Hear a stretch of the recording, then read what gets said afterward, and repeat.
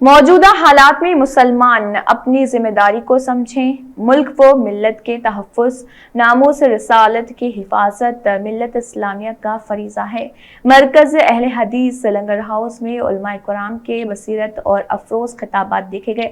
جمعیت اہل حدیث حیدرآباد و سکندرآباد کے زیر اہتمام مسجد محمدیہ لنگر ہاؤس میں بعنوان حالات حاضرہ اور مسلمانوں کی ذمہ داریوں کل یومی اجلاس عام منعقد ہوا۔ خصوصی درس مولانا ساجد ندوی کا رہا، جس میں انہوں نے فکر و معاش اور فکر و معاد کے عنوان پر علماء و محاورہ پیش کیے۔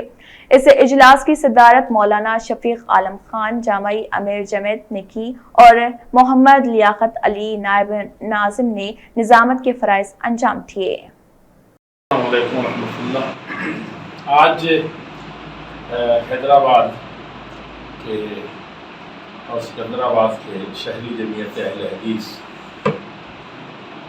کا ایک عظیم الشان اجتماع منعقد ہو رہا ہے صبح سے، اور اس وقت تک چل رہا ہے، رات دیر تک چلے گا، اور اس کا عنوان ہے موجودہ حالات اور مسلمانوں کی ذمہ داریاں۔ یہ وقت پر منعقد ہوا ہے، اور اس میں اس کے مقاصد میں سے اہم ترین مقصد یہ ہے کہ دنیا کے حالات کھلی نظروں سے سب دیکھ رہے ہیں۔ یہ صرف مسئلہ موجودہ حالات میں صرف ہندوستان یا کسی خاص خطے کا نہیں ہے، عالمی سطح پر حالات انتہائی درجے بگڑتے چلے جا رہے ہیں۔ مانوتا جو سب سے بڑی مانیتا کی چیز ہے، جو سب مانے، وہی خطرے میں ہے، اور اسی کے اندر بٹوارا، بھید بھاؤ، اونچ نیچ، اور سب سے بڑی چیز یہ ہے کہ اب جنگ و جدل یعنی لڑائیاں اور بڑے بڑے وار بھی چھڑے ہوئے ہیں۔ کچھ کولڈ ہیں اور کچھ بالکل آمنے سامنے ہے جو شروع ہو چکا ہے۔ چھوٹے پیمانے پر بھی دیکھیں گے تو یہ چیز کہیں دلوں سڑکوں پر نظر آ رہی ہے، اور کہیں نہ کہیں یہ چیز ہے۔ اسی کے ساتھ آپ دیکھیں گے کہ ان سب کے علاوہ بھی آپ اخلاقی اعتبار سے، معاشی اعتبار سے، فکری اعتبار سے، ہر ناحیے سے ایک جنگ چھڑی ہوئی ہے۔ بلکہ میں کہوں گا کہ کوئی انسانوں کے درمیان نہیں، ایک انسان خود اندر کے ٹوٹ پھوٹ کا شکار ہے، بہت زیادہ۔ ایسے وقت میں مجھے جو سب سے سمویدھان کو بہت ملک کی بات کریں تو سمویدھان بہت بڑی چیز ہے، اور کوئی بھی لوگ کہتے ہیں کہ یہ جنگل راج ہے، فلاں جگہ جنگل راج چل رہا ہے، لیکن میں کہتا ہوں کہ جنگل راج میں بھی وہ لا قانونیت نہیں چلتی ہے، وہاں بھی ایک قانون چلتا ہے۔ اور بہت غور سے آج کل اینیملز کو دیکھیں گے تو ان کے اندر بہت رکھ رکھاؤ، بہت میل ملاپ، بہت ایک دوسرے کے ساتھ، اور بہت سی جگہوں پر نظر آتا ہے کہ ظلم ہو رہا ہے، ناانصافی ہو رہی ہے، تو دوسرے جانور کھڑے ہو جاتے ہیں، کہیں حکمت سے کھڑے ہوتے ہیں، دماغ سے، اور کہیں لڑنے بھیڑنے والے ہوں تو لڑ بھیڑ کے اس جھگڑے کو ختم کرتے ہیں، اپنا یوگدان کرتے ہیں۔ تو یہ تو بہت بڑی چیز ہے۔ کوئی بھی ملک، کوئی بھی گھر کسی سمویدھان سے یا کسی سوبھاؤ سے چلتا ہے، لیکن میرا کہنا یہ کہ سب سے بڑی چیز جو اس دھرتی پر اوپر والے نے دی ہے انسانوں کو جینے کے لیے، وہ ہے مذہب اور دھرم۔ مذہب اور دھرم خود ٹکرانے لگے ہیں یا خود ایک دوسرا راستہ دکھانے لگے ہیں، تو یہ سب سے بڑے دربھاگیہ کی بات ہے، اور انسانیت کی سب سے بڑی بدقسمتی ہے کہ مذہب کے نام پر بٹوارے ہو جائیں اور دین کے نام پر انسان آپس میں مرے مارے، تو یہ سمجھیے کہ سب سے زیادہ النگھن ہو رہا ہوتا ہے قانون کا، اخلاق کا اور مانوتا کا۔ ایسے وقت میں مجھے یہ کہنا ہے کہ ہمارے بڑے بڑے ودوانوں نے آج بڑی بڑی تقریریں کی ہیں۔ آپ تشریف لائے، اس وقت اخلاق سے دنیا فتح ہوتی ہے، کردار سے فتح ہوتی ہے انسان کے، اور انہوں نے ہمارے نبی، آخر نبی محمد رسول اللہ صلی اللہ علیہ وسلم کے سندیش بھی سنائے، اور ان کا عملی جو نمونہ تھا، ان کا کردار تھا، اور جس کی وجہ سے سب سے مہان انسان قرار دیے گئے۔ وہ مسلمان تو مانتا ہی ہے ان کو سب سے سید ولد آدم اور سب سے افضل مانتا ہے، لیکن دنیا نے بھی مانا۔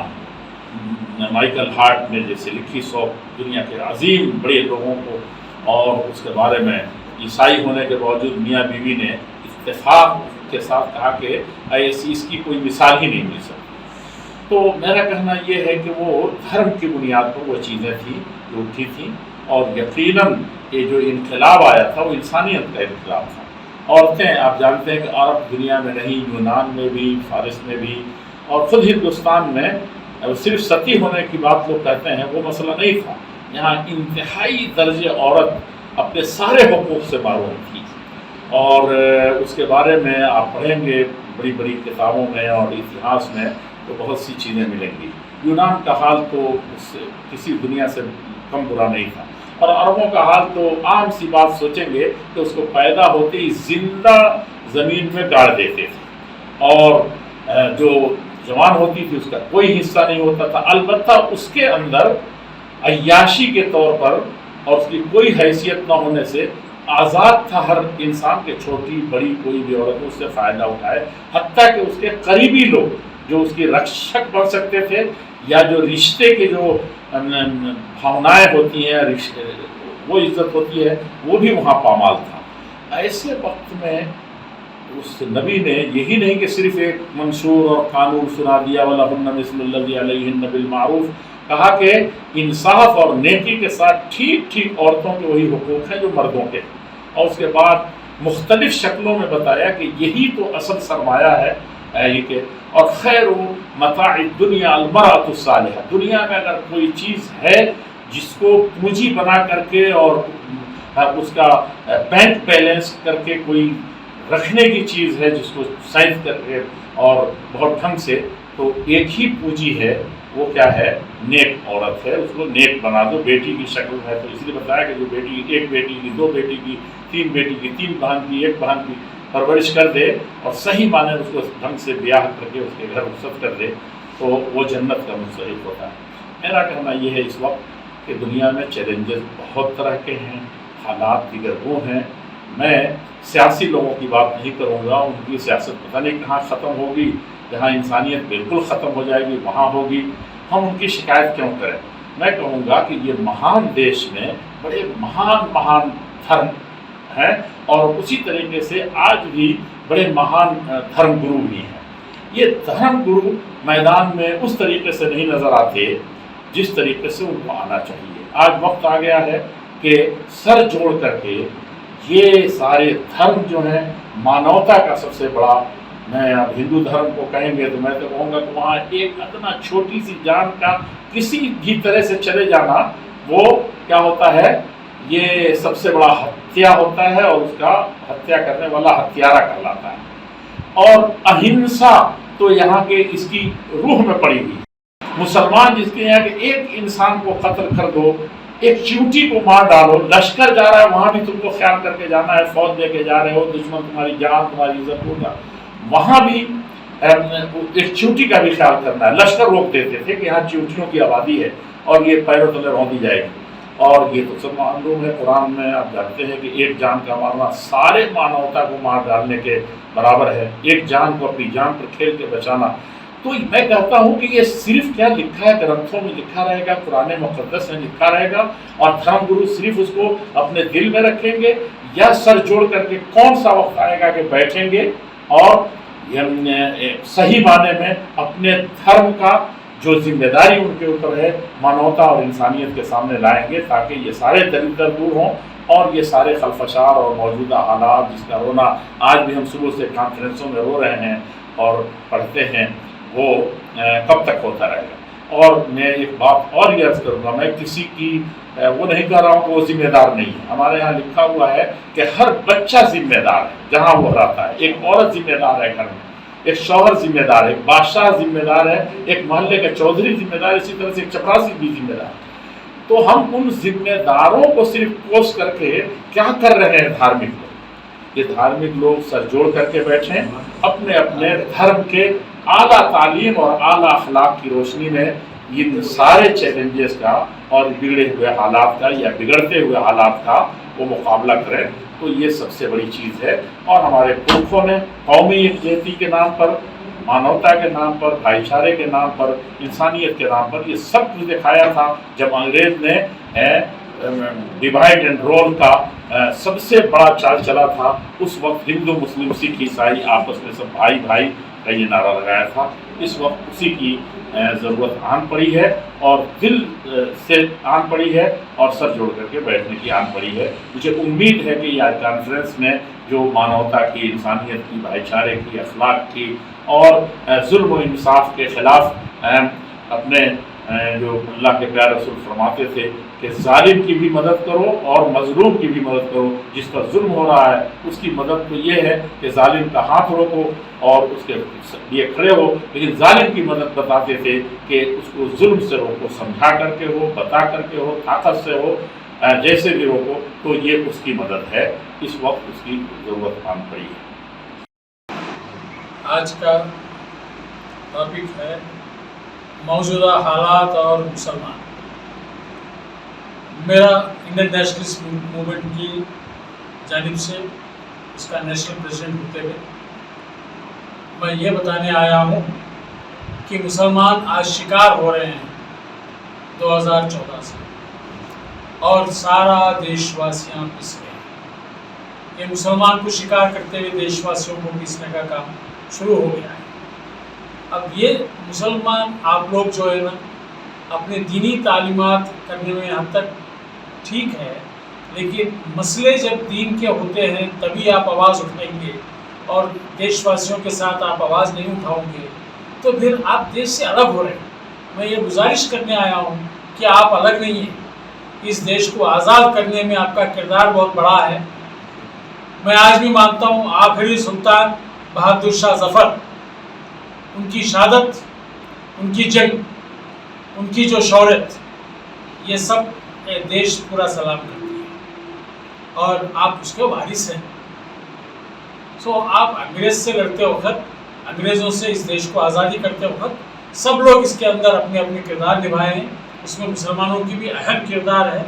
लेकिन आज ये फ़िरका वाली सरकार आने के बाद एक फ़िरका परस्त होते हुए, मायूस होते हुए मुसलमान कौम अपने आप में जो है ना एक मायूसी छा गई है, जो देश के लिए बहुत बड़ा नुकसान होगा। क्योंकि हमारे देश में आप कुछ भी फीसद होंगे, हमारे देश की आर्थिक सामान्यता में, संविधान की रक्षा करने में आपका भूमिका बहुत विशेष है।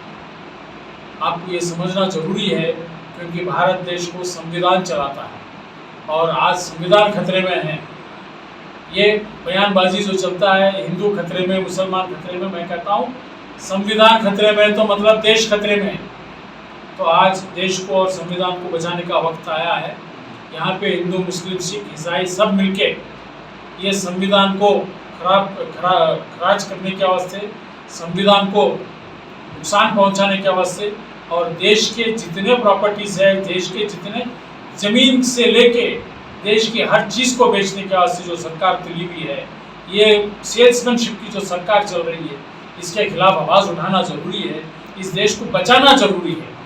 एक ज़माने में अंग्रेज़ में गालिब का, जब बहादुर शाह ज़फ़र के बाद गालिब साहब का जो है ना एक शेर सुन रहा था, एक उनका बयान सुन रहा था कि ये क्या लोग आए, क्या सौदागर आ गए कि सड़कें बेच रहे हैं, जिला बेच रहे हैं, क्या क्या बेच रहे हैं। मैं कहता हूँ आज फिर वही हालात मौजूद है कि क्या सौदागर आ गए, क्या क्या बेच रहे और क्या क्या खरीद रहे। दो बेचे जा रहे, दो खरीदे जा रहे। ये दो बेचने वाले, खरीदने वालों से इस देश को बचाना बहुत ज़रूरी है।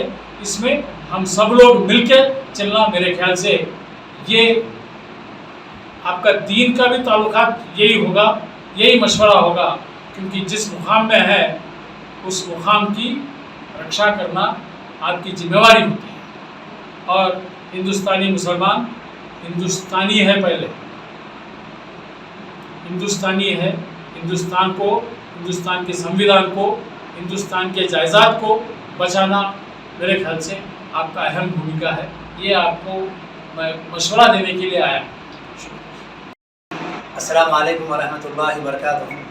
अल्हम्दुलिल्लाह आज जमीयत अहले हदीस हैदराबाद और सिकंदराबाद की जानिब से मस्जिद मोहम्मदिया अहले हदीस के कॉन्फ्रेंस हॉल में ایک عظیم اجلاس منعقد کیا گیا جس کی صدارت فضیلت الشیخ اصغر علی امام مہدی حفظہ اللہ امیر مرکز جمعیت اہل حدیث ہند نے کی۔